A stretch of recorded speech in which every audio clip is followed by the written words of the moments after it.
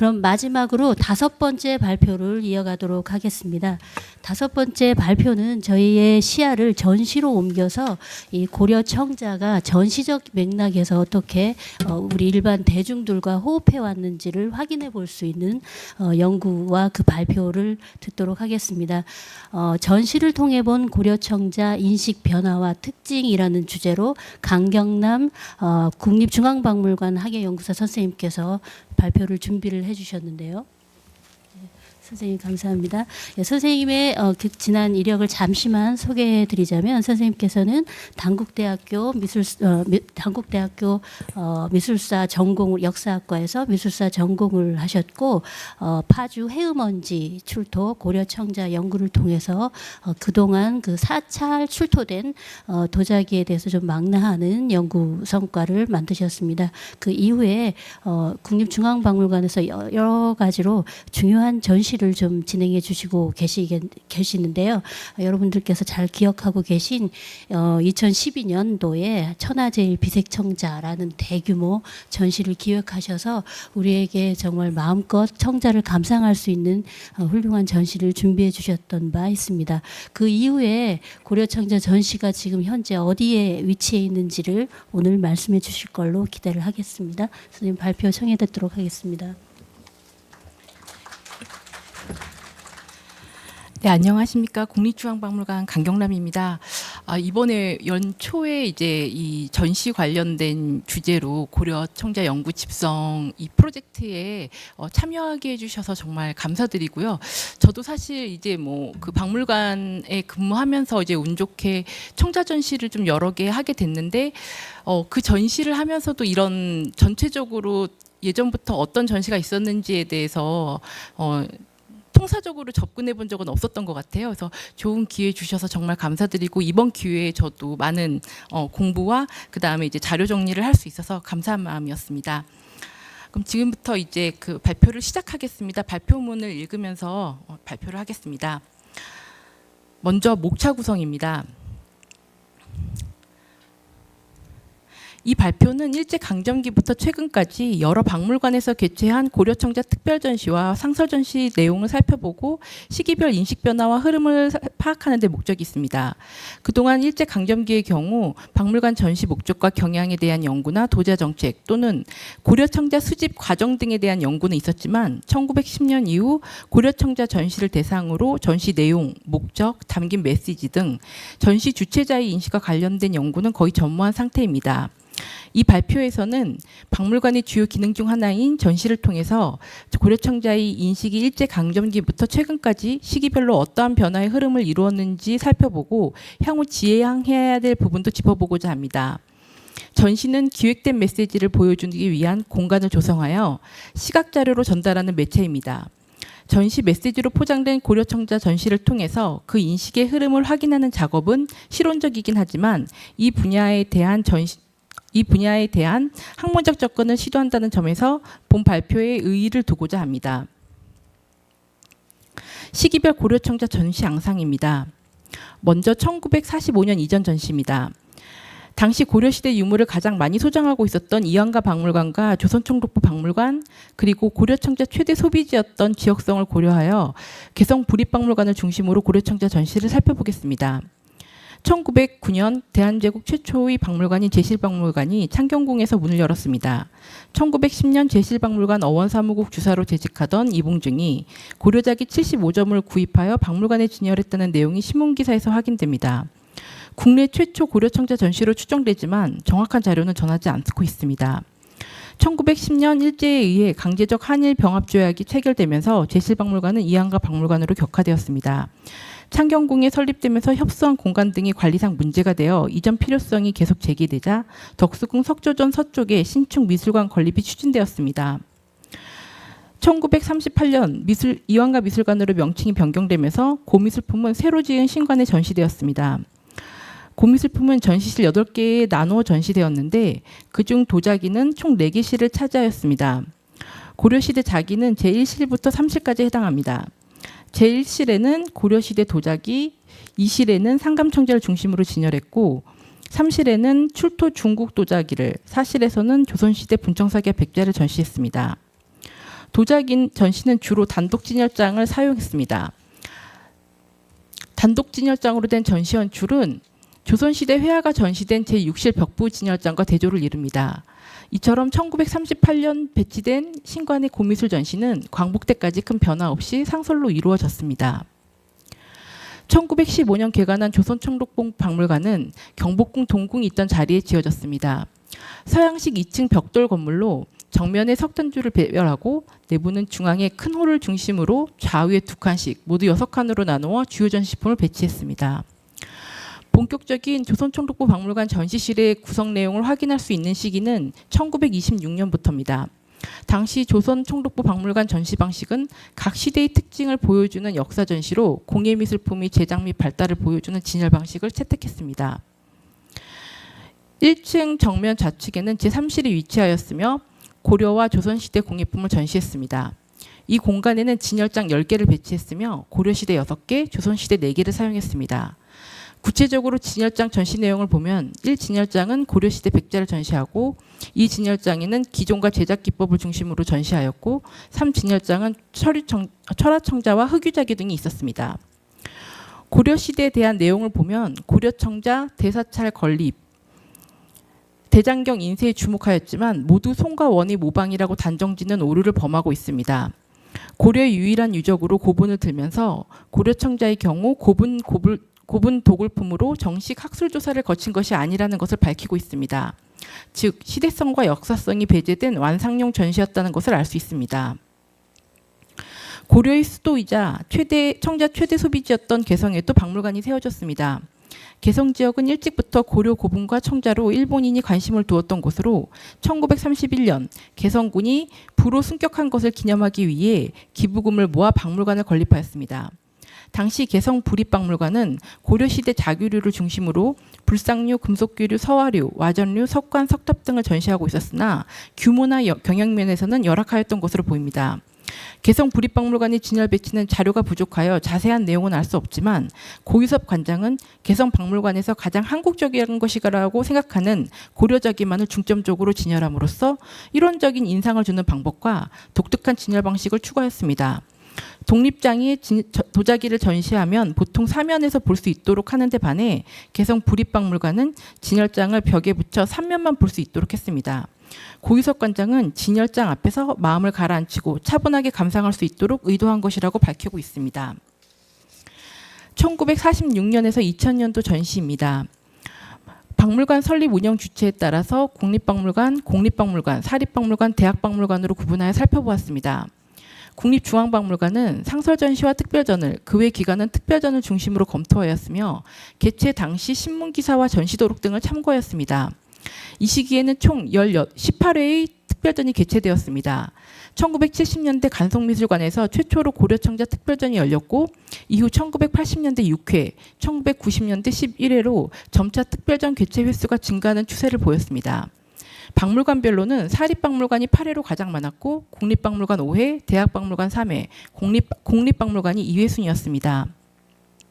먼저 국립박물관을 살펴보겠습니다. 1945년 12월에 개관한 국립박물관은 1972년에서 86년에 해당하는 경복궁 2기가 주목할 만합니다. 덕수궁 미술관 소장품 인수, 박병래와 이홍근 기증품으로 전시 규모가 확대되었을 뿐만 아니라 전시 수준도 획기적으로 향상되었습니다. 고려 도자는 시기별 흐름과 특징을 보여주기 위해 순청자와 상감청자를 중심으로 품격 높은 한국미를 느낄 수 있도록 전시했습니다. 이 시기 변화는 전시에 대한 표기가 기존 진열에서 전시로 바뀌게 된 것입니다. 즉 전시품을 늘어놓다에서 늘어놓고 보여준다로 수동적인 전시에서 능동적이고 적극적인 의미로 진일보했습니다. 또한 독립진열장과 조명, 설명 패널 등 전시와 연결된 주요 보조수단의 통일성을 보이며 시각적으로 체계한 모습이 감지됩니다. 당시 이러한 변화는 국내 공사립박물관에도 영향을 미쳤습니다. 고려청자 특별전은 2번 개최되었습니다. 1985년에 개최한 특별전 고려청자 명품전은 다음 해 8월 중앙청 건물 이전을 앞두고 경복궁 2기를 마감하는 전시였습니다. 총 111점이 전시되었으며 관람자의 이해를 돕기 위해 폭 3m의 대형 패널의 고려청자 도요지 분포도, 기역 및 문양 실측도를 배치하였고 고려시대 청동 은입사 정병과 은제 도금 국화형 탁잔을 청자와 나란히 전시하여 비교 감상할 수 있도록 했습니다. 당시 한병상 관장은 인터뷰에서 희소한 고려 청자를 제대로 감상할 수 있도록 준비했다고 발표했습니다.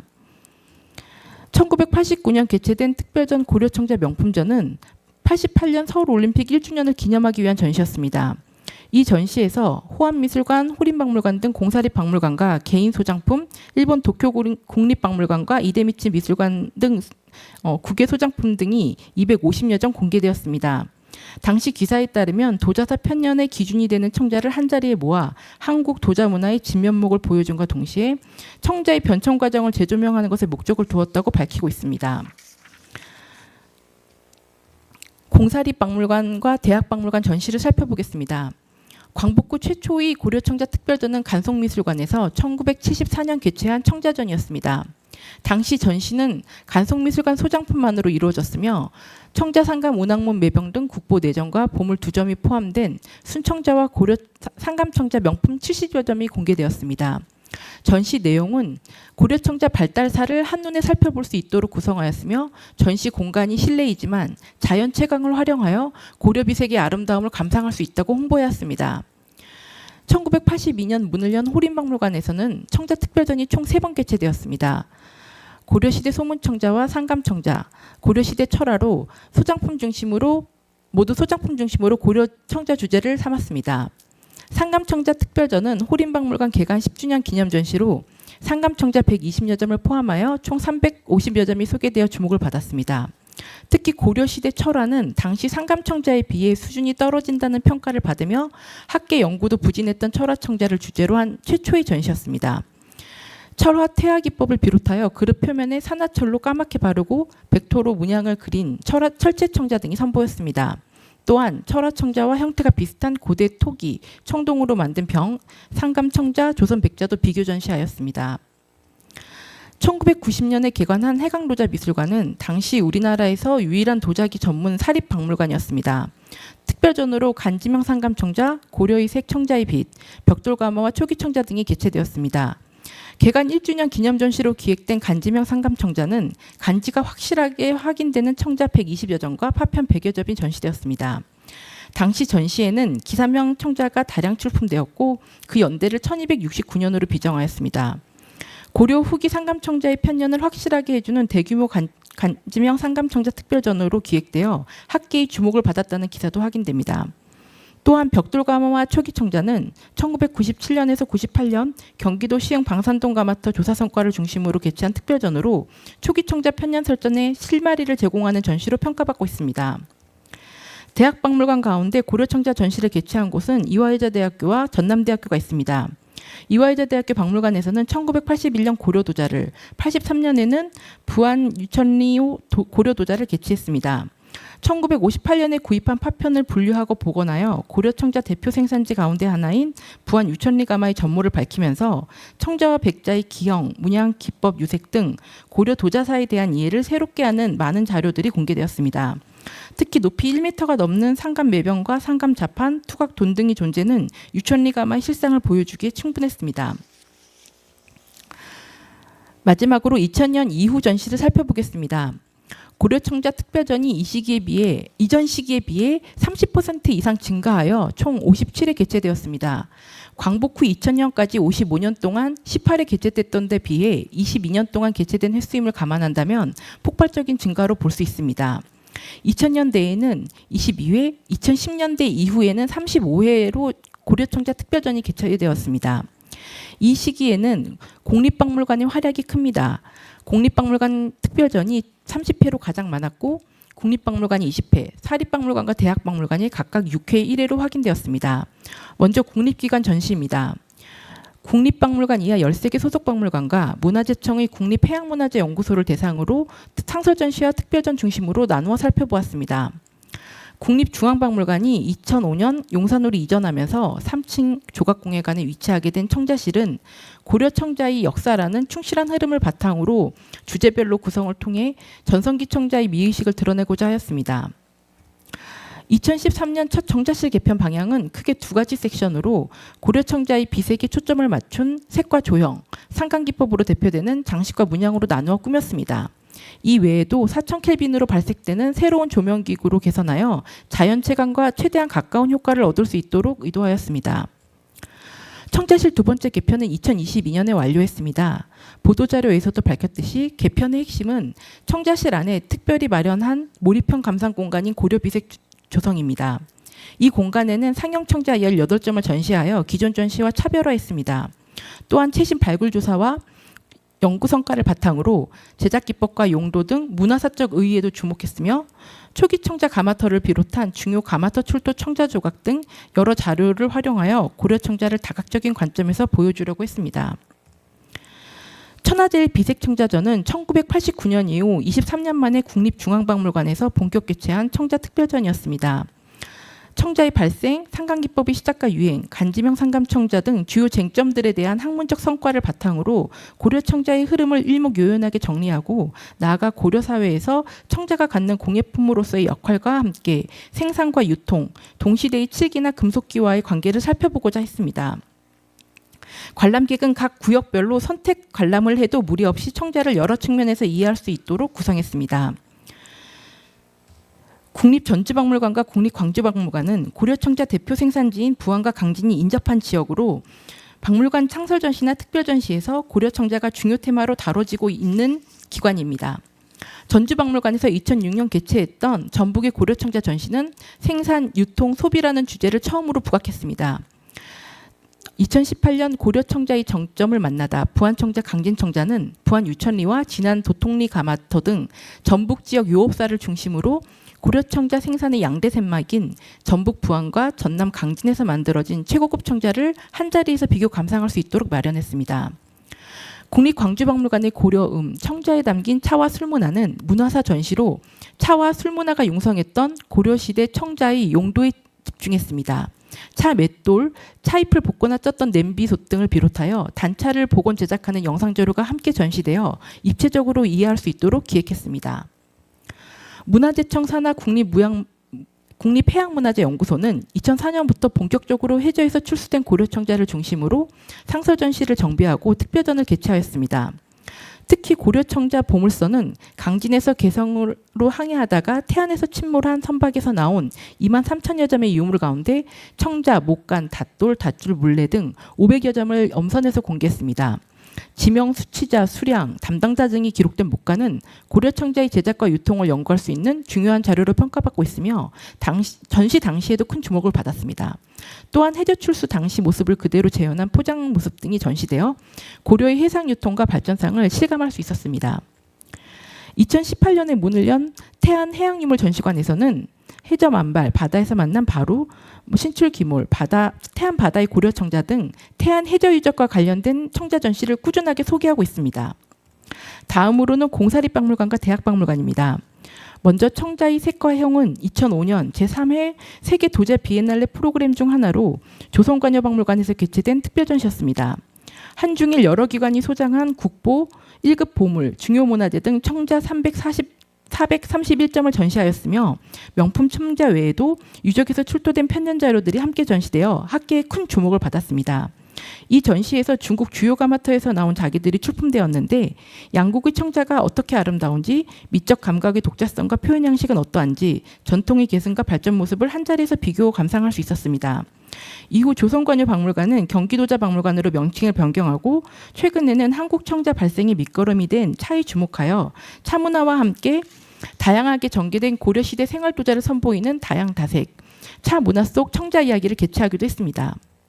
전라권 청자전문박물관은 전북에 소재한 부안청자박물관과 전남 고려청자박물관이 있습니다. 특히 고려청자박물관은 매년 청자축제와 함께 특별전과 연계학술 심포지움을 개최하여 대중성과 학술성을 이어가는 노력을 하고 있습니다. 최근에는 매병에 담긴 역사 이야기, 흥과 향이 취하다, 고려시대 청자 건축대 태평전과 양의정 등 청자의 쓰임새와 문화사적인 면모를 보여주는 특별전이 주를 이루고 있습니다. 사립박물관에서는 여전히 호림박물관에서 지속적으로 고려청자 특별전을 개최하고 있습니다. 강남구 신사동 호림아트센터 내에 신사분관을 개관하는 것을 기념하여 신사분관 개관 기념 특별전 고려청자를 2009년에 개최했습니다. 소장품 210점을 공개하면서 순청자와 상감, 철화, 태화청자 등 청자의 특유의 빛깔의 형태가 잘 드러나도록 고려하면서 명품 중심의 전시를 선보였습니다. 높이가 낮은 진열장을 활용하여 관람객이 자연스럽게 고려청자의 다양한 형태와 문양을 감상할 수 있도록 배려하였습니다. 따르고 통하다 고려 주자는 다양한 재질의 고려 주자와 술잔, 찻잔 등이 전시되었는데 주자의 용도와 문화사적인 접근을 통해 고려시대 주자를 이해하고 감상할 수 있도록 했습니다. 대학 박물관 가운데 이화여자대학교 박물관에서만 청자 특별전을 개최했습니다.